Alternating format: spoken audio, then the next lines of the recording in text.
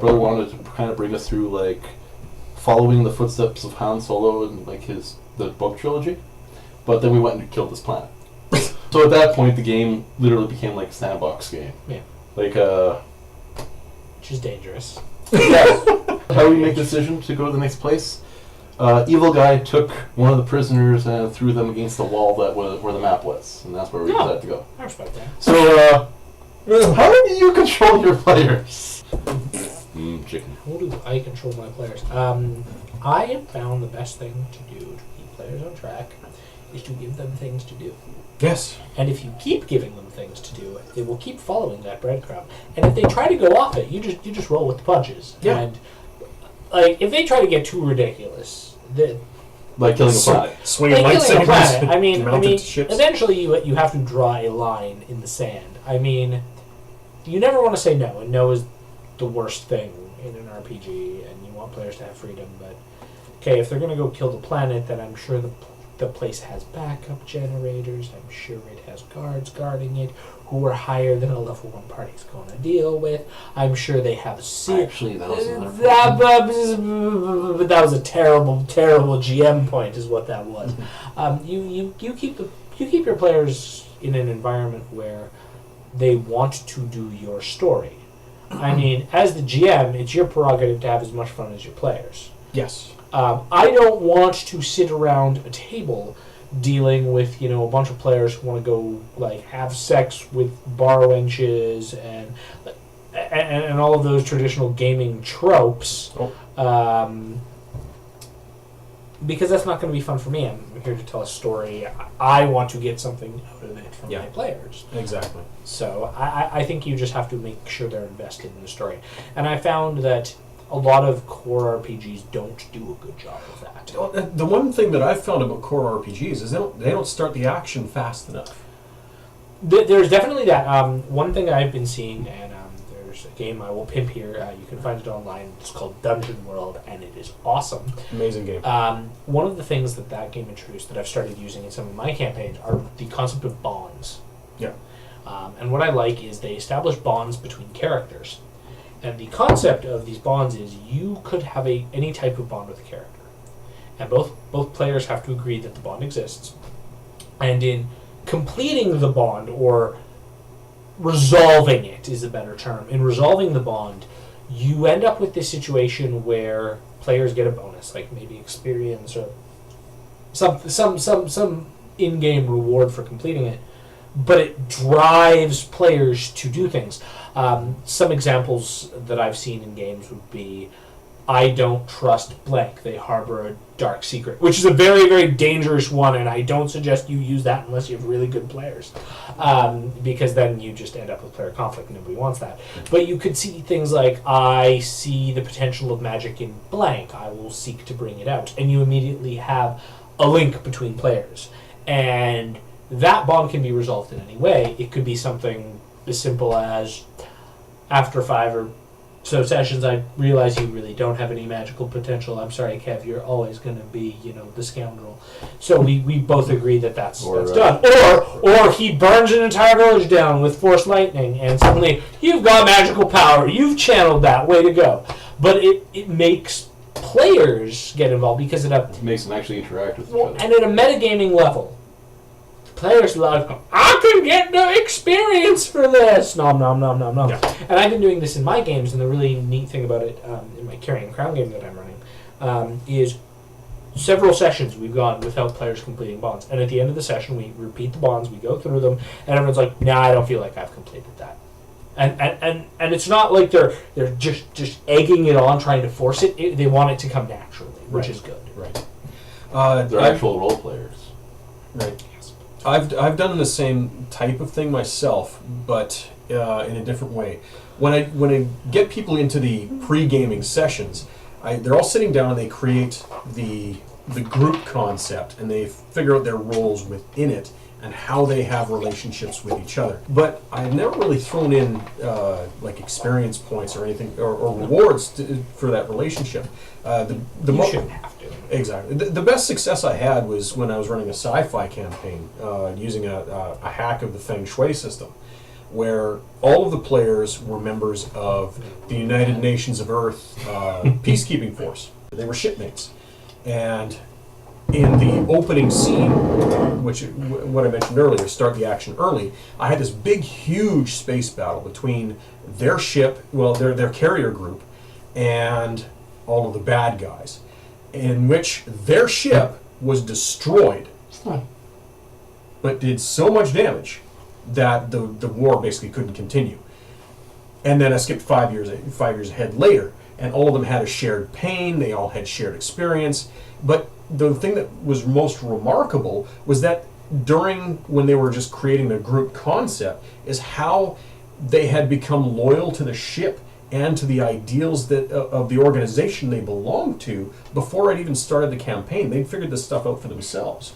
And that's going to be a player thing. Yeah. You have to pick good players for good games. Well, no, I had two campaign breaker players in that game, and they came through fantastically. I'm sorry, I'm too distracted by the smiley face that Ben put on.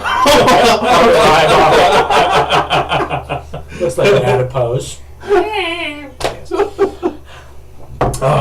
Wait, the reflection there?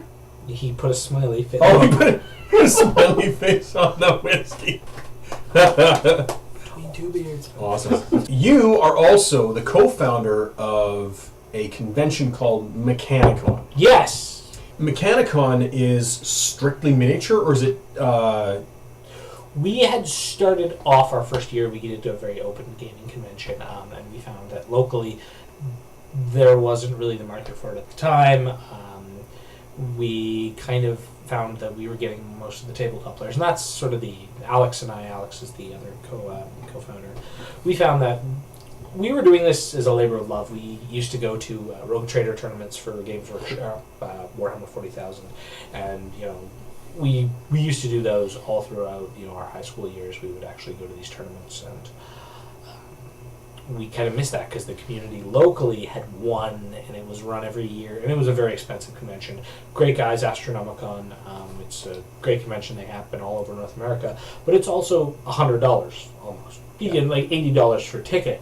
We wanted to run something that went back more to those olden days of, run in a community center, get a group of people together. And at first we ran it at a hotel, and like I say, we ran for all sorts of gaming. I was there for that one. We sort of stepped back from that. We kind of looked at how everything went and said, you know what, we're catering to tabletop gamers. Let's do that. So for the following 4 years, we've run it as a tabletop event. Is it just minis, or is it board gaming as well? Minis. We've done board gaming in a unique way. We have a small selection of additional tables, maybe 3 or 4 extra tables. Mm-hmm. And where those tables are used for is for all of the family and friends of the tabletop gamers who have nothing to do. Yeah. They don't want to sit and watch their boyfriend or girlfriend or whatever or spouse play these tabletop games. They just want spent 36 hours painting the fucking things. Now I gotta watch them play it. Thank you. That's exactly 36 hours is a generous estimate, by the way. Very. Most of the time it takes a lot longer because they have painted in individual teeth. See that shelf right there? That is that's my Kadoran army. In some cases, one of those models, 16 fucking hours. But that model looks like it's going to walk across the table and fuck you up. Unfortunately, the person controlling them isn't that great at the game, so that rarely happens. Yeah. I am undefeated in this house. I'm undefeated in this house in War Machine. You played one game, right? No. You played against both me and Mike. I played Ben twice, Mike once, and at Legicon, I played 2 guys, won them both. Nice. I don't know where the hell my dice rolls are coming from. Buy an army. Why aren't you buying an army and coming out to our games?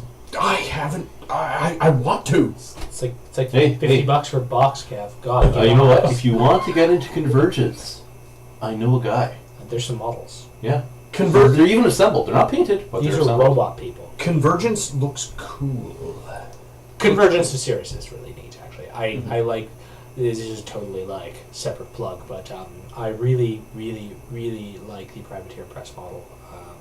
I've been following Privateer Press since they did 3.5 D&D stuff, but their model of gaming is just so open. The fact that they came out with 2 different game systems that use the same rules, and Ben's going to show off his figures because he's look at him, look at that.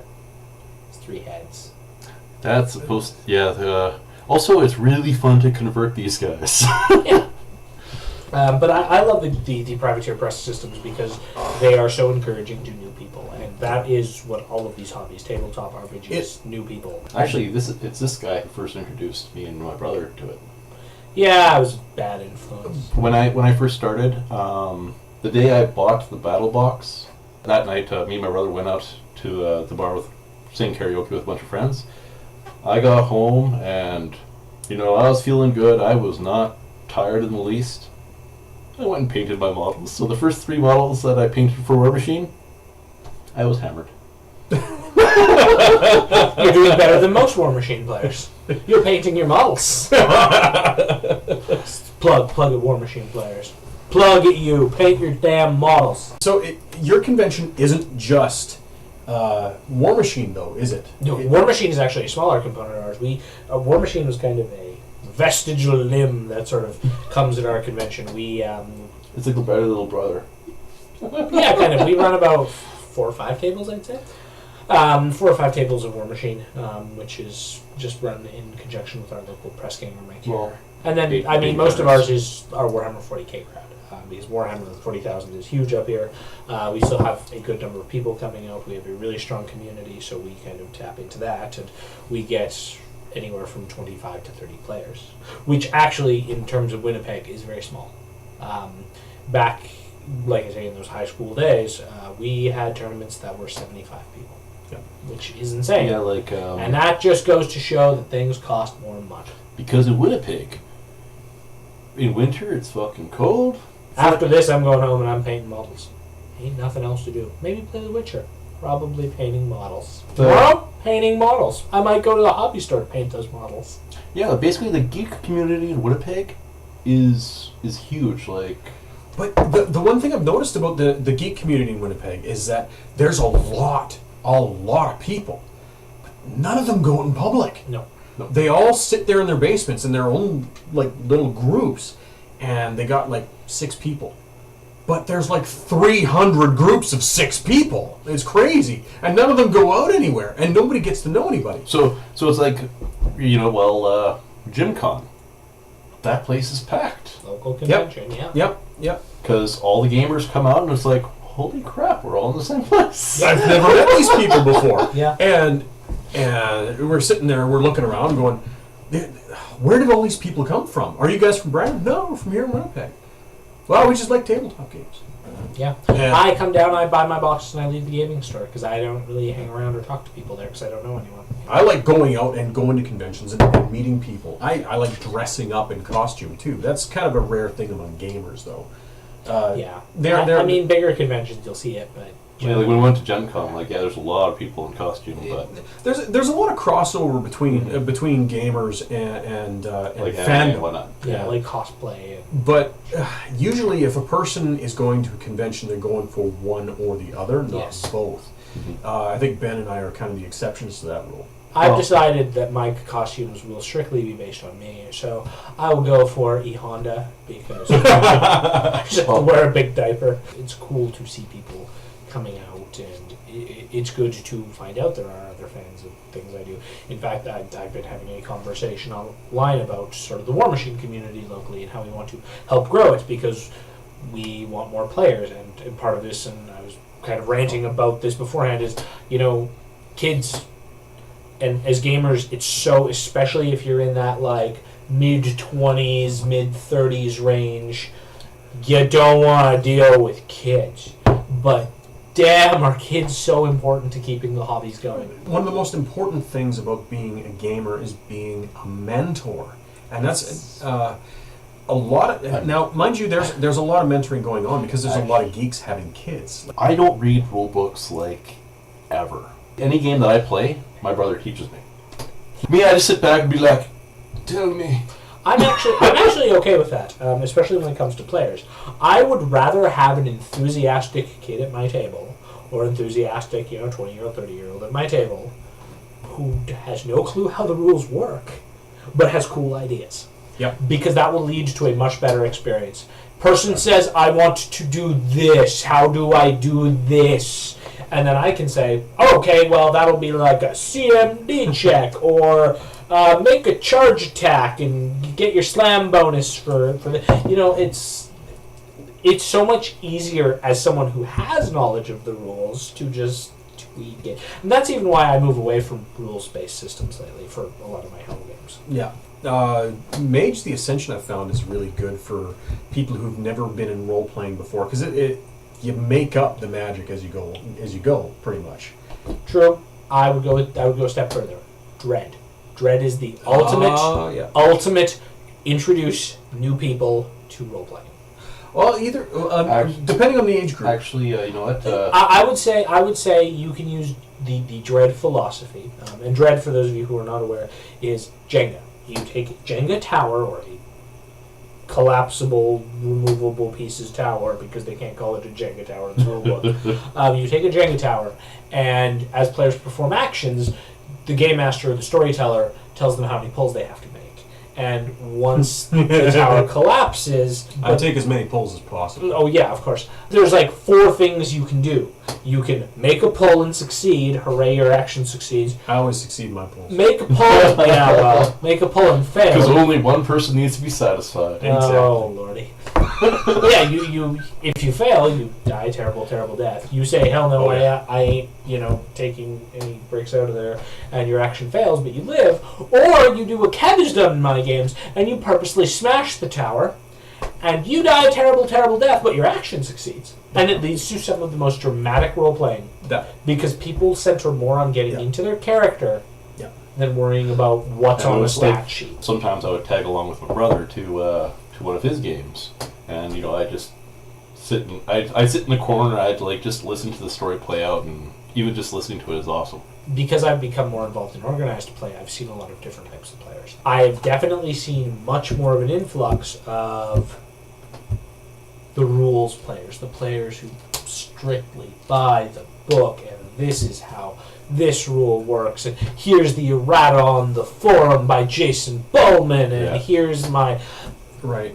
What you're referring to is the scale between tactical and narrative type play, and the whole range of that in between. Which is funny because, as we talked about, I run a tabletop convention. I love my rules. Don't get me wrong. I love my these are the rules as presented in your codex and your rule book and your rules appendix and your 3 rules other appendixes. And that's something we struggle with as tournament organizers, is what do we allow, what don't we allow. There's a lot of that going on in the Warhammer scene right now. They're introducing a lot of new rules. They're introducing a lot of rules that are based in an online sort of format, where you see rules that, you can only get these online. My smiley face is gone. Sorry. And with how Games Workshop has done it lately is a perfect example. You have to pay $12 to get this online-only rule set. And it will only work on your iPad or your Android. Oh! We're going to release like 20 of these. Imagine being a tournament organizer. Yeah. It's impossible. There's no way a sane tournament organizer is going to own all of these books. Yeah. All of these little online things. And that's where rules creep comes in. Pathfinder's an exception for me. I own all the books because I have a lovely subscription. They mail them to me every month, and I don't think about it. I don't even look at my credit card. I just pay off my credit card, and I'm like, oh look, my gift packages from Paizo arrived. And I have a large bookshelf that attests to this. What do you think differentiates your convention, your tabletop minis convention, from other minis conventions? Not only in Winnipeg, but just elsewhere in general. Well, as I said, we go with an older mentality. A lot of what you will see in the States is down in the States, down into US of A, is a lot more of a competitive cutthroat scene. And there's nothing wrong with that, and I'm not saying there is. We just go more for a Renaissance man style event up here, where the best overall person in the tournament is not necessarily the person who kicked the most ass. Yeah. It's the person who on average got the most wins, got the best sportsmanship. The power of heart. Yeah, got the best paint. Says the War Machine player. Got the best painted score, but got all of that, and it kind of comes together. And we have categories for each of them.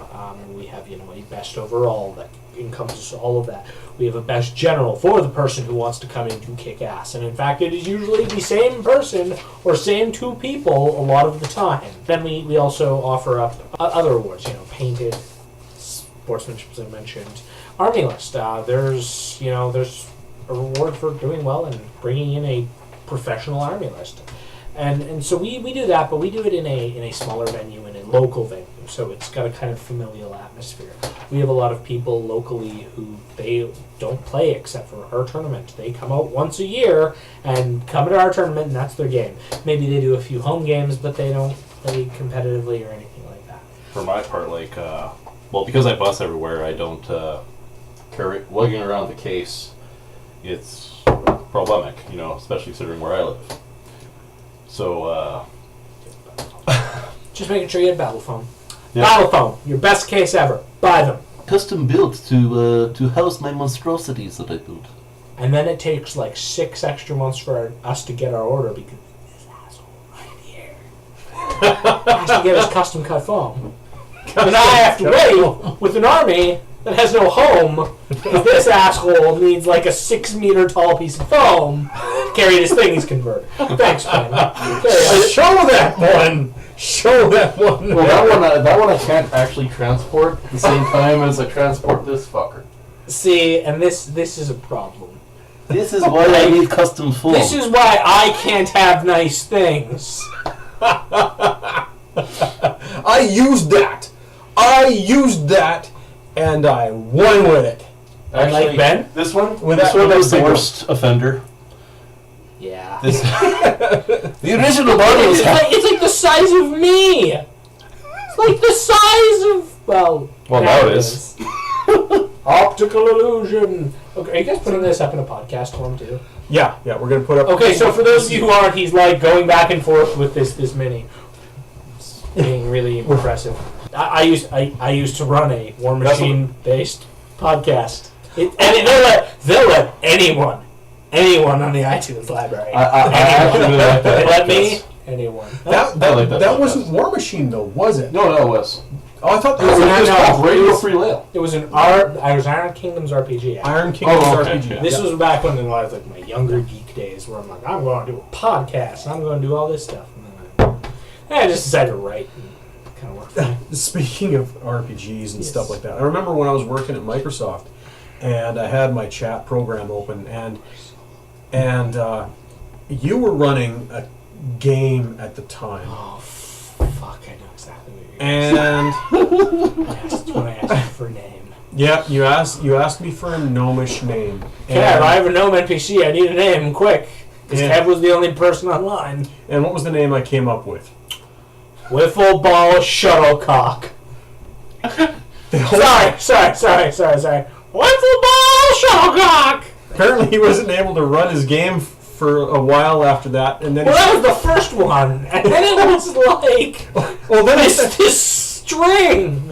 in honor of that, I came up with some gnomish names for Thurston to read right now. I was actually going to read them while you had a mouthful of water, just to see if I could make you spit it out.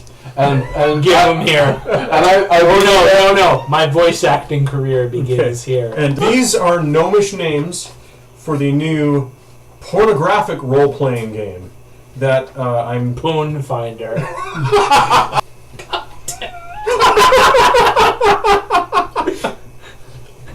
Seriously? Dono F. Legocock. Try and wrap your mouth around that one. Twiddle dee diddle button. This poor fellow is just named Crunchbeard the Barbarian. Oh, wait, no, that's a dwarf. It's like Glines cut, carrot top, and a leg lock. My name's Poke and Spank Pink Bottom. My, you're a tall one. Hood Pocklet. Squishy Mitten. Squishy Mitten? Oh, that's just darling. Hump and Rump, Roll and Fold. Seriously, Kev, this one's last name is just Fat Cock. Yeah. Squirt, Shaft, Fat sentence. I don't think that's a name. No, he's like spent time turning it into a name.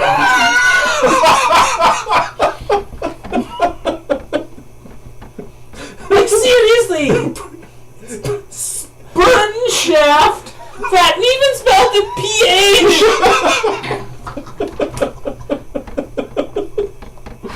Couldn't find it. 2015 trademarked.